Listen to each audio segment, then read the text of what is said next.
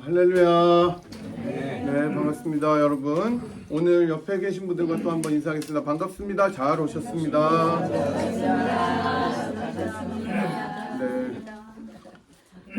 오늘 이제 몇 분들 안 보이시는 분들이 계시긴 한데 또 다음 주에 다시 만나면 인사 반갑게 해주시고, 오늘은 6.25네요. 그래서 오늘 또 우리 성가대가, 찬양대가 또 이 결단할 때 있다, 이 찬양 감사히 잘 해주셔서 또 잘 들었습니다. 오늘은 저희들이 잠깐 사사기 쉬고 교회 건물이 팔렸기 때문에 스페셜 오케이션으로 교회 참 자랑이라는 제목으로 말씀을 전하도록 하겠습니다. 우리가 사는 미국이나 우리 고국 대한민국뿐만 아니라 전 세계 어느 나라를 막론하고 정치인들이 신뢰를 받는 경우는 거의 없는 것 같습니다. 그죠? 아무도 안 믿죠? 선거 때 떡을 줘도 안 믿고 막걸리를 줘도 안 믿는 게 대한민국이라고 합니다. 일단 민주주의에서는 이 정치라는 것은 선거를 통해서 이루어지잖아요. 그죠? 투표를 해야 승부가 나고 그렇게 투표에 이기고 선거에 이겨야 권력을 가지게 됩니다. 이게 이제 민주주의의 원리입니다. 따라서 선거에 이기기 위해서 무슨 방법이든지 동원해서 법의 테두리 안에서, 그 바운더리 안에서 경쟁하는 것이 민주주의이죠. 물론 걸리지 않는다면 법을 어겨서라도, 심지어 페널티를 물어서라도 선거에 이기려고 하는 것이 정치인들의 노력입니다.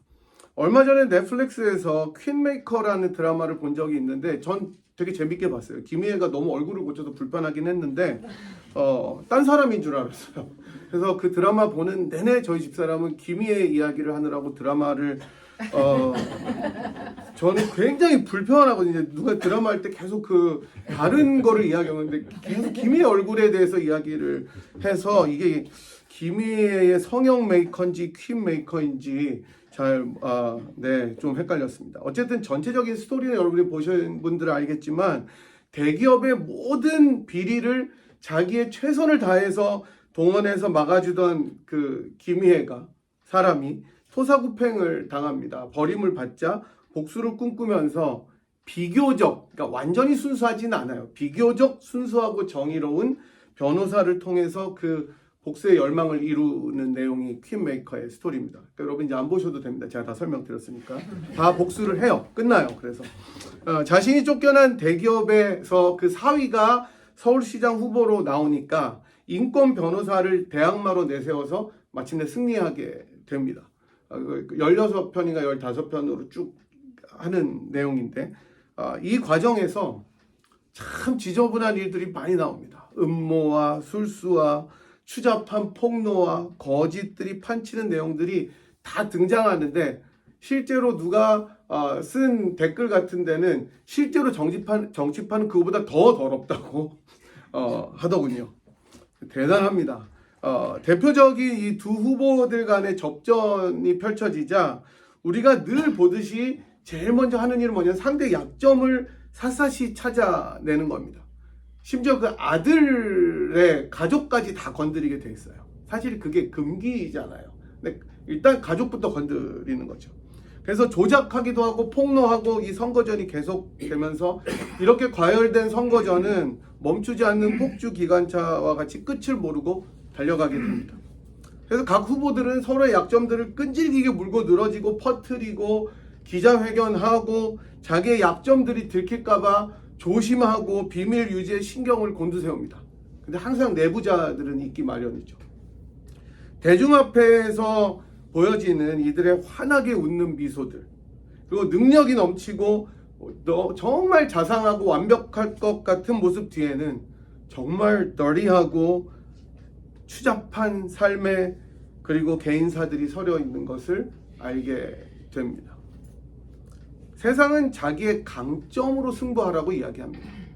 너의 강점을 가지고 살아가라. 심지어 설교의 제목도 그런 것을 저는 봤어요. 강점으로 승부하라.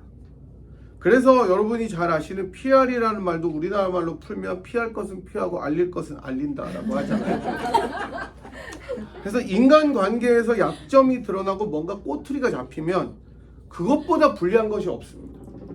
부부싸움을 할 때도 약점을 잡히면 지는 거예요. 대부분 남자들이 다 약점을 잡히게 돼 있어요. 기억력이 짧기 때문에. 여자들은 다 기억합니다. 섭섭했던 그런 일이 있었는가 모르는데 있었대요. 거짓말이 아닌 확인할 길이 없으니까 지는 거죠. 만약 정치인들이나 유명 인사가 나와서 자기의 약점을 공개적으로 고백한다면 그 순간 그 사람의 신망은 추락하게 돼버리는 것이 이 세상의 이치입니다. 뭐 가끔은 자기가 겪는 아픔이나 약함들을 통해서 동정을 사는 경우도 있지만 될 수 있으면 그것을 감추고 드러내지 않는 것이 이 세상의 이치입니다. 하지만 오늘 우리가 살펴본 본문에서 바울은 이런 이치들과 정반대의 일을 하고 있습니다. 바울이 개척하고 섬겼던 고린도 교회는 제가 이전에도 몇 번 말씀드렸던 것처럼 정말 여러 가지 어려움과 문제들을 가지고 있었기 때문에 여러분들이 어느 신자 친구나 또 아는 분들을 만나서 권사님 교회가 고린도 교회 같이 됐으면 좋겠습니다. 욕입니다. 큰 욕이에요. 그렇게 되면 망하는 교회가 되는 거죠. 너무너무 많은 문제들을 가지고 있었습니다. 그 중에 오늘 본문과 관련해서 고린도 교회가 직면했던 문제는 지극히 큰 사도들이라고 불리는 이른바 슈퍼 사도들이 존재했다는 것이었습니다. 당시 고린도 교회는 지도자들을 중심으로 파벌이 쭉 형성되었습니다. 어떤 사람은 베드로파, 카리스마가 있잖아요. 일단 실수가 많아도 일단 한번 지르면은 사람들이 정말 능력 있다 이렇게 느꼈고, 아볼로 같이 또 말을 잘하고 성경에 능통한 사람을 쫓아가는 사람도 있었고, 또 개척했으니까 바울을 따르는 사람도 있었고, 이것저것 다 싫다는 그리스도파도 있었습니다. 그렇지만 이 슈퍼 사도들이라는 사람들도 있었는데 거짓 교사들이었습니다. 이 사람들은 자신들이 하나님의 계시를 직접 받았고 신비한 체험을 경험한 사람들이다 라고 이야기하면서 우리는 다른 사도들과 다르다라고 이야기하면서 리더십을 가지려고 했던 사람들이었습니다. 그러니까 정말 자기들은 큰 능력이 있다고 이야기한 사람들이었어요. 왜냐하면 정말 미스테리한 그런 체험들을 했기 때문에. 왜 여러분 이전에 보면은 뭐 천국 갔다 온 사람들 막 쓰고 책 쓴 거 다 보셨죠? 펩시콜라인지 펄시콜라인지 하여튼 그런 사람도 있었고 뭐 너무 많이 있었습니다. 근데 그런 사람들이 이야기하는 걸 들으면 혹하는 사람들이 꼭 있어요.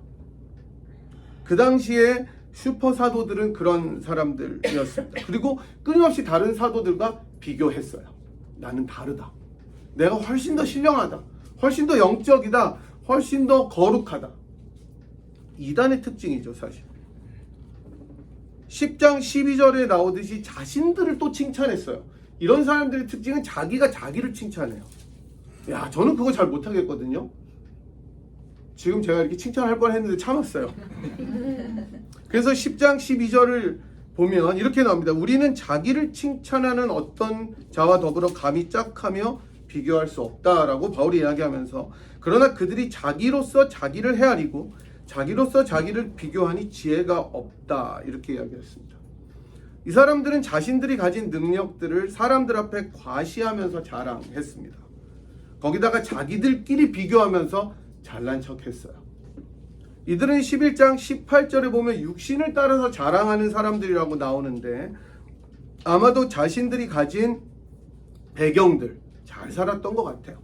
지식들, 교육 수준도 높고 체험 등을 성도들 앞에서 자랑했던 것 같습니다. 이런 사람들의 자랑을 보고 들으면서 고린도 교회 성도들은 큰 매력을 느꼈던 것 같습니다.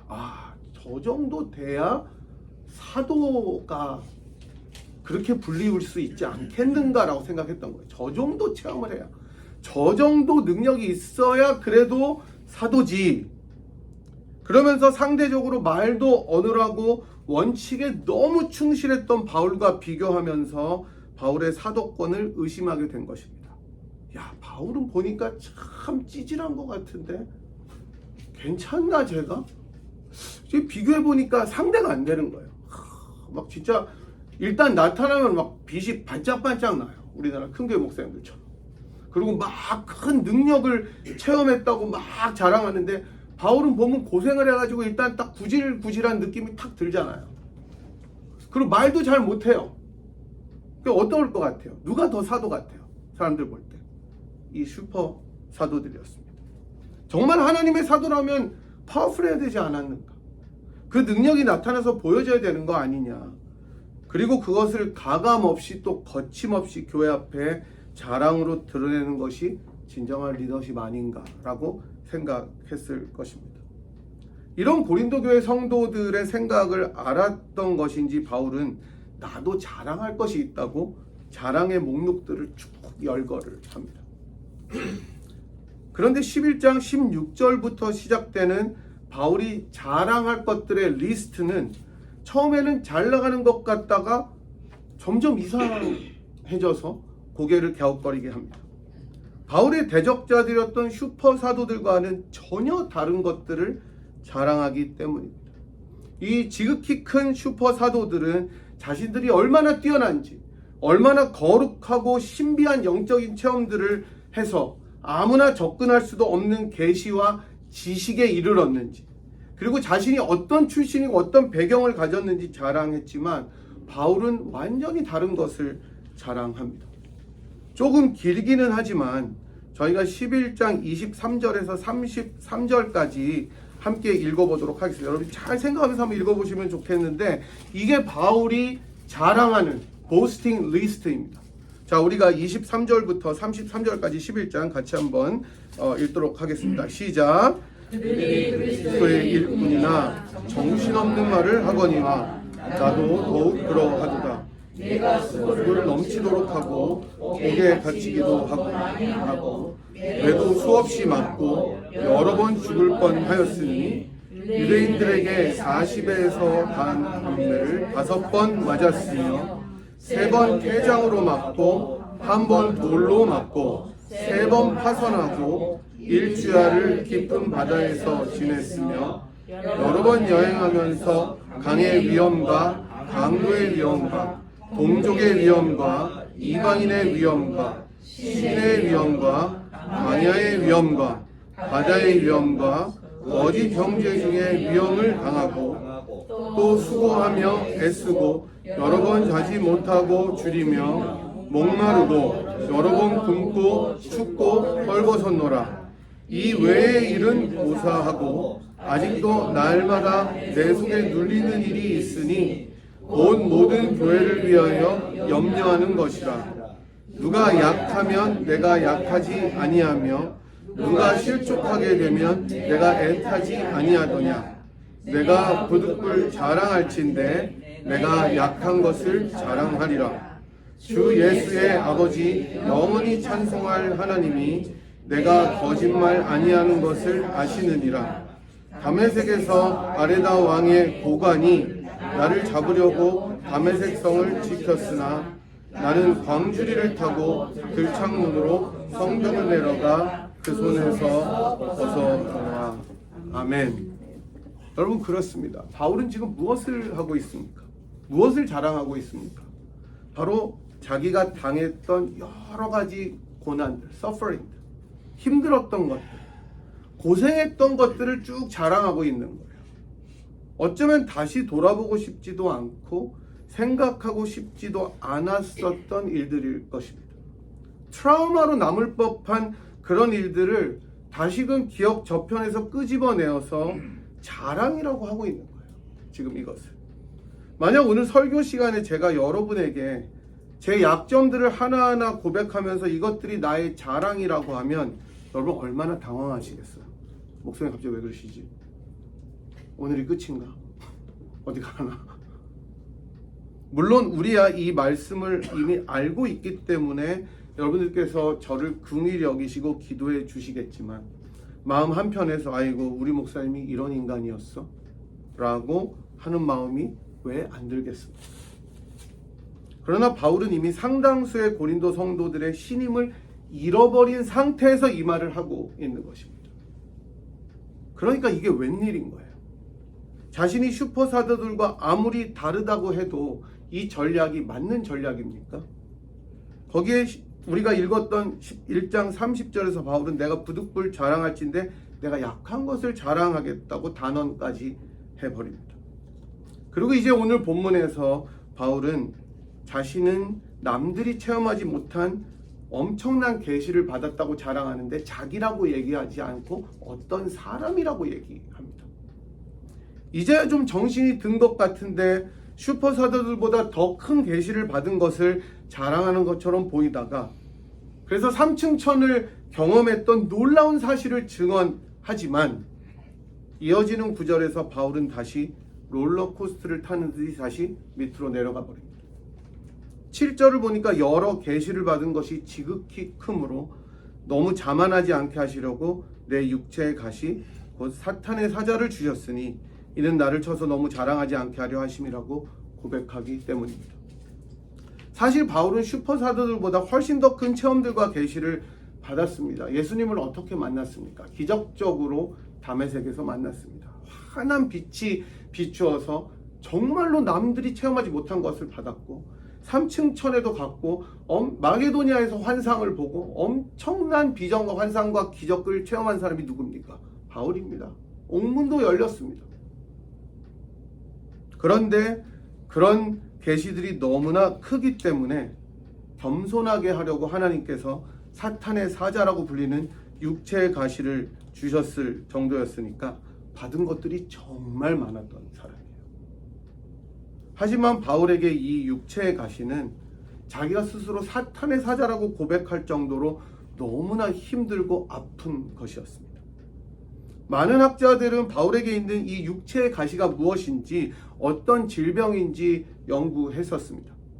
가장 트래디셔널한 전통적인 입장은 이게 이제 눈병이라는 견해입니다. 눈병. 즉 안질이라는 견해인데 아마 다메섹에서 밝은 빛으로 임하신 예수 그리스도를 만난 다음에 겪게 되었던 질병일 것이다 라는 추측이 가장 전통적인 추측입니다.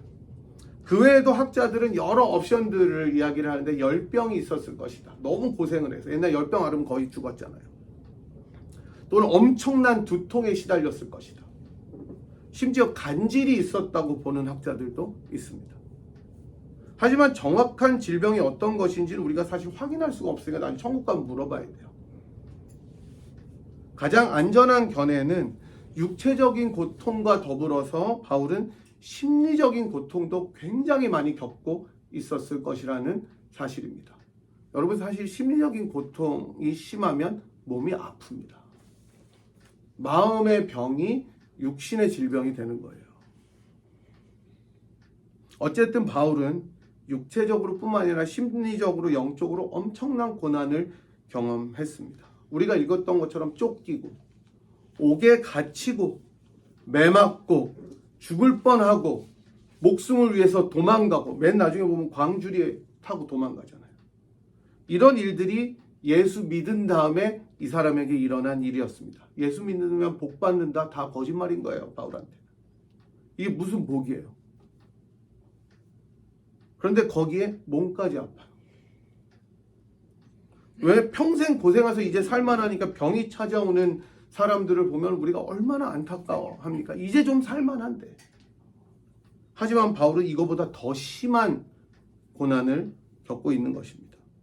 그래서 바울은 이 질병과 고통이 떠나도록 간절히 간구했습니다. 3번 간구한다는 것이 단순히 문자적으로 3번 간구한다는 것이 아니라 간절히 기도한 것의 상징적인 표현입니다. 바울은 자신을 위해서 그렇게 기도하기도 했지만 너무 고통스러워서 그렇게 기도했지만 동시에 내가 건강한 몸으로 더 복음 사역을 잘 감당할 수 있기 위해서 기도했을 것입니다. 내 육체가 복음을 전파하는데 방해물이 되지 않고 장애물이 되지 않도록 기도했을 것이 바울의 기도였을 것입니다. 그렇게 간절히 기도한 바울에게 하나님의 응답은 노우였습니다. 안 된다는 거예요. 도리어 내 은혜가 너한테 족하다라는 대답이 돌아왔습니다. 저 같으면 너무 절망했을 것 같아요. 내가 지금까지 하나님을 위해서 어떻게 일했는데 핍박자였다가 그리스도의 은혜를 받은 것 때문에 몸이 부서져라 사역하고 교회를 세우고 섬기고 죽을 고비들을 넘기고 몸까지 상해가면서 마음의 고통까지 받아가면서 영적으로 낙심까지 되면서 이까지 왔는데 그러고도 더 사역을 효과적으로 잘 감당하려고 하는데 안 된다는 게 웬 말입니까? 하나님 너무하신 거 아니에요? 하지만 하나님께서는 그 말씀 뒤에 내 능력이 약한 데서 온전하여짐이다 라고 말씀하십니다. 하나님의 능력은 우리가 늘 들어서 잘 알고 있지만 체험하기 싫어하는 이 말씀에 들어있습니다. 우리가 잘 알지만 체험하기 싫어하는 말씀들이 있잖아요. 고난은 내게 유익이라. 이거 막 체험하고 싶은 사람 계세요? 그래서 주님 저에게 오늘도 고난을 허락하시고 더 많이 주시고 막 이런 사람 없잖아요.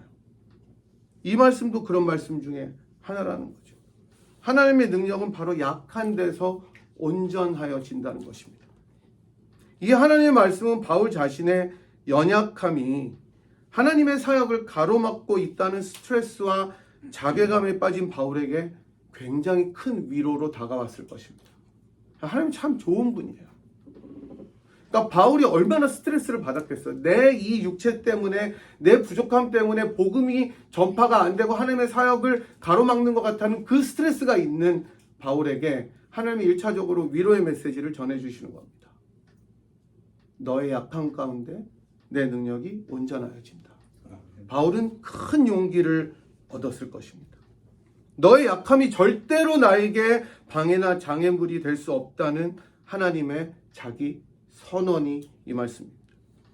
지금까지 바울의 연약함과 어려움 가운데서도 하나님께서는 자기의 능력을 보여주셨고 바울이 자기 자신을 의지하지 않고 주님을 의지하도록 그렇게 하셨던 것입니다. 그래서 바울은 계속 고백합니다. 이 하나님의 음성을 들은 후에 그러므로 도리어 크게 기뻐하면서 나의 여러 약한 것들에 대하여 자랑합니다. 그 목록들이 아까 그 목록입니다. 이는 그리스도의 능력이 내게 머물게 하려 함이라 라고 하면서 10절에서 결론적으로 이렇게 고백합니다. 그러므로 내가 그리스도를 위하여 약한 것들과 능욕과 궁핍과 박해와 곤고를 뭐라 그럽니까? 기뻐하노니 내가 약한 그때에 강함이라. 바울은 바로 이러한 이유 때문에 즉 내가 가장 약할 때 하나님의 능력이 맥시멈으로 나타나고 극대화되고 그럼으로써 그때 내가 가장 강하다는 이 역설적 진리 때문에 11장에서 그렇게 약함들을 아무렇지도 않게 자랑하고 있었던 것입니다.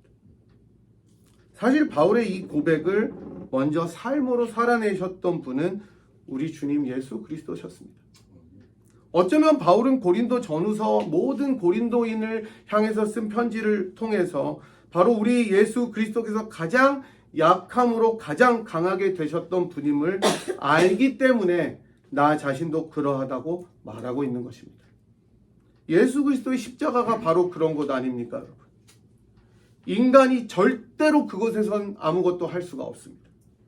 저항할 수도 없고 거부할 수도 없고 죽어야만 되는 그 형틀.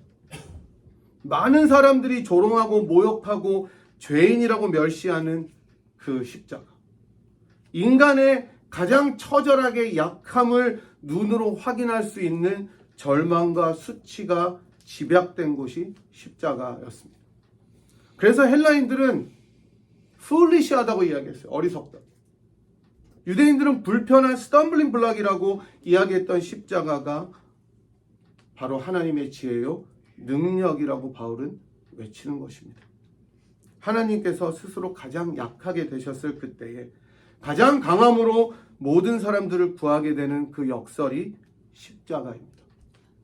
예수님께서 바로 이 길을 가셨기 때문에 바울 또한 예수님을 따라 약함을 자랑하고 자신이 가장 낮고 천하고 약할 때 하나님께서 역사하시고 하나님의 능력이 온전하여짐을 깨달으며 살아가고 있다고 고백하는 것입니다. 사랑하는 여러분, 바울의 고백 그리고 예수님의 십자가를 보면서 우리 역시 우리 자신의 연약함과 부족함을 솔직히 고백하고 인정해야 됩니다. 어쩌면 우리는 사람들 앞에서뿐만 아니라 하나님 앞에서조차도 우리들의 약함을 인정하기 힘들 때가 있는 것 같아요. 하지만 오늘 말씀은 그러지 말라고 우리에게 도전하고 있습니다. 진정한 강함과 능력은 바로 우리가 가장 연약할 그때에 온전히 찾아오는 것이라고 말씀합니다.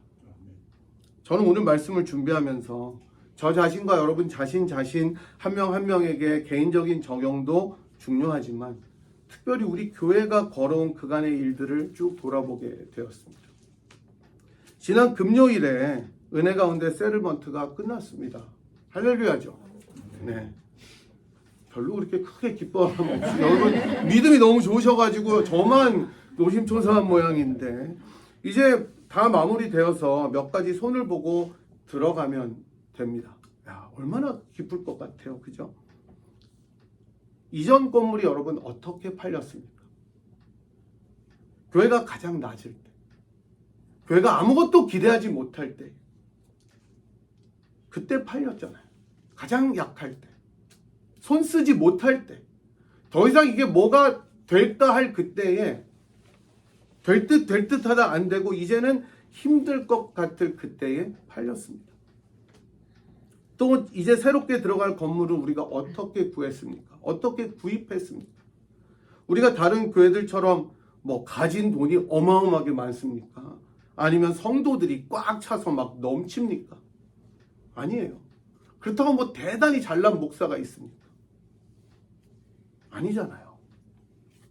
우리가 가장 연약할 그때에 하나님께서 하신 것입니다. 아멘. 저는 금요일에 우리 장로님께서 모든 것이 다 은혜 가운데 잘 마무리되었다는 전화를 받으니까 눈물이 나더라고요. 하나님께서 우리가 제일 연약할 때 제일 생각하지 못한 방법들로 자신의 능력을 드러내 주신 것입니다. 그래서 교회의 참 자랑은 연약함입니다. 돈도 아니고 숫자도 아니고 잘난 사람들의 배경도 아니고 또 다른 여러 전통들도 아니고 교회의 참 자랑은 연약함입니다. 이 연약함을 통해 그리스도의 능력이 드러나고 하나님의 역사가 펼쳐지기 때문입니다. 그래서 우리는 앞으로도 계속해서 교회의 연약함을 고백하면서 하나님께서 우리를 통해 일하시기를 기대하고 나아가야 되는 것이죠. 우리가 작고 연약하고 부족한 이것이 하나님 눈에는 가장 큰 장점임을 믿으시기 바랍니다. 아멘. 사랑하는 여러분, 바울의 고백을 다시 한번 들어보십시오. 내가 가장 약할 때에 그때에 강하다는 이 고백. 약한 것들을 자랑하리니 이는 그리스도의 능력이 내게 머물게 하려 한다는 이 고백이 우리 자신의 고백이 되었으면 좋겠습니다. 아멘. 그리고 우리 교회의 고백이 되었으면 좋겠습니다. 그래서 하나님께서 질그릇과 같은 우리를 통해 일하시도록 우리가 통로가 되어서 주님만 영광을 받으시는 여러분과 저와 그리고 우리 분이엘 교회가 되기를 주님의 이름으로 간절히 소원합니다. 아멘. 이 시간에 같이 한번 기도하도록 하겠습니다. 우리가 만약에 우리들의 힘과 능력과 강점으로만 일한다면 얼마나 스트레스를 받고 힘이 들겠습니까? 그것이 안 될 경우 얼마나 또 좌절하겠습니까? 하지만 하나님께서 우리들의 연약함을 아시고 도리어 너희들의 연약함을 자랑하라고 말씀하십니다. 하나님, 저의 연약함을 통해 역사하시는 하나님을 경험하게 도와주시옵소서. 그런 우리와 그런 나와 우리 가정과 교회가 되게 하셔서 하나님의 능력, 그리스도의 능력이 늘 우리 가운데 머물고 하나님의 역사를 이루는 우리와 가정과 교회가 되게 하여 주시옵소서. 특별히 분이엘 교회를 통해서 이 연약한 교회를 통해서 세우실 하나님의 능력을 기대하며 소망하며 기도하면 좋겠습니다. 다 함께 한 목소리로 기도하겠습니다. 하나님, 바울이 자기의 연약함을 늘 고백하며 우리가 가장 약할 그때에 그리스도의 능력이 내게 머물고 하나님의 능력이 온전해진다는 고백을 하였던 것을 기억합니다. 하나님, 우리도 그 고백을 따라 우리가 가장 연약할 그때에 하나님이 일하신다는 것을 기억하면서 우리들의 마음의 모든 연약함과 짐들을 주 앞에 맡겨드리고 주님의 능력을 소망하는 인생이 되도록 축복하여 주시기를 원합니다. 하나님, 때로는 저희들의 힘으로 저희들의 능으로 모든 것을 하려다가 지칠 때도 있지만 하나님, 우리가 연약함을 주 앞에 드리며 나아갈 때 그것을 자랑할 때 하나님의 능력이 극대화되고 나타나는 것을 배웠사오니 하나님 우리들의 연약함과 부족함을 자랑하는 인생이 되게 축복하여 주시옵시고 그런 교회가 되게 도와주시어서 교회 참 자랑이 연약함을 기억하고 그리스도의 십자가 앞으로 늘 한 걸음 한 걸음 나아가는 인생들이 되도록 은혜 베풀어 주시옵소서. 지금은 우리를 위하여 가장 약한 모습으로 이 땅에 오셔서 가장 강한 하나님의 구원을 우리들에게 주시고 우리들을 참 하나님의 자녀로 삼아주신 우리 구주 예수 그리스도의 무한하신 은혜와 그 아들을 아끼지 아니하시고 우리 모두를 위하여 내어주시고 우리들의 연약한 가운데 큰 능력으로 베풀어 주시는 하나님 아버지의 극진하신 사랑하심과 성령 하나님의 위로 교통 충만하심이 우리가 가장 약할 그때에 하나님의 능력이 가장 강한 것을 믿으며 또 그것을 소망하며 붙잡으며 이 땅을 살기로 작정하고 돌아가는 이 자리에 함께한 주의 백성들 한 분 한 분 머리머리 위에와 특별히 사랑하는 분이엘 제단 위에 지금부터 영원토록 함께 하시기를 간절히 축원하옵나이다. 아멘.